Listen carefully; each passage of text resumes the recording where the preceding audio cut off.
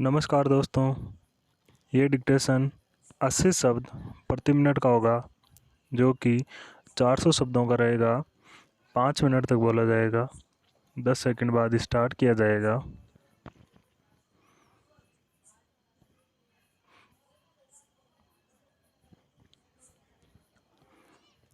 Start. महोदय, जैसा कि माननीय सदस्य जानते हैं, कल दूसरे सदन में इसी तरह की बहस थी। मुझे वहाँ भी कुछ देर बैठना पड़ा। इस कारण यहाँ जो भाषण हुए उन सबको मैं सुन नहीं सकी। मुझे सुनकर दुख है कि कुछ माननीय सदस्यों ने इस अवसर पर भी हमारे विदेश विभाग को बुरा भला कहा। सेवाओं पर दोषारोपण करके सरल रास्ता निकालने का प्रयत्न ऐसी प्रवृत्ति है जिसकी मैं निंदा करती हूँ। मैं यह नहीं कहती कि हमने गलतियाँ नहीं की है और हमारे सभी प्रतिनिधि हमेशा योग्य ही होते हैं। जब गलती हो तो हमें उसे अवश्य बताना चाहिए, लेकिन सदा आलोचना करते रहने से निरुत्साह पैदा होता है और मनोबल गिरता है। हमें उन औजारों को ही कुंठित नहीं कर देना चाहिए जिनसे हमें काम लेना है। देश और विदेश में हमें काम तो करना ही है।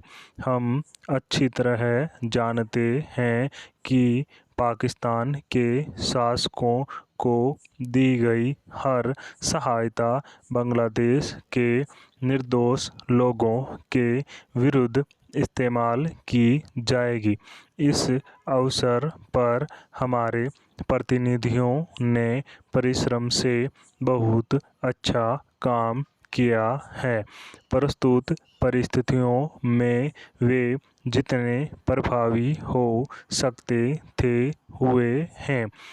कुछ सरकारों के विचार निश्चित हैं और यदि उनमें सहानुभूति भी पैदा की जाए तो भी वे इस प्रकार के मामले में कोई स्पष्ट बात कहने को तैयार नहीं होंगे।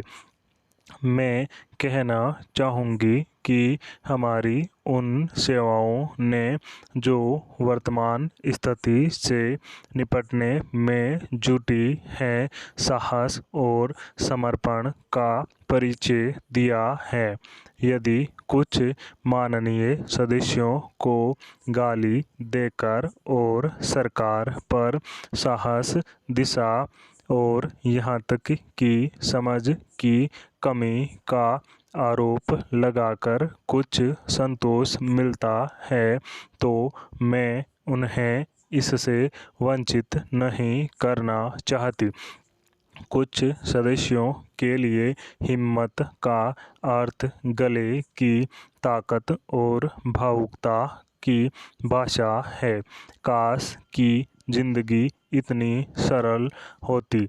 इस सरकार में बहुत से दोष हो सकते हैं, लेकिन उसमें साहस की कमी नहीं है, न ही यह आवश्यकता के अनुसार जोखिम उठाने से डरती है। जैसा मैं बहुत बार कह चुकी हूँ, हम इस स्थिति या किसी भी स्थिति के केवल कानूनी पहलू की चिंता नहीं करते।